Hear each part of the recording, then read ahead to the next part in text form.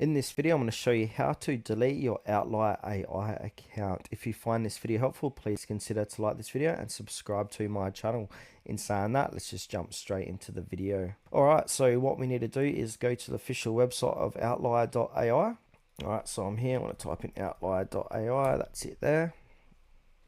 And now I find the easiest and quickest way to do this is by clicking on FAQ and then contacting their customer support team.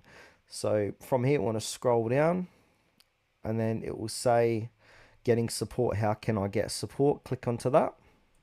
And now they've got a email here that you can contact them with. So onboarding at outlier.ai.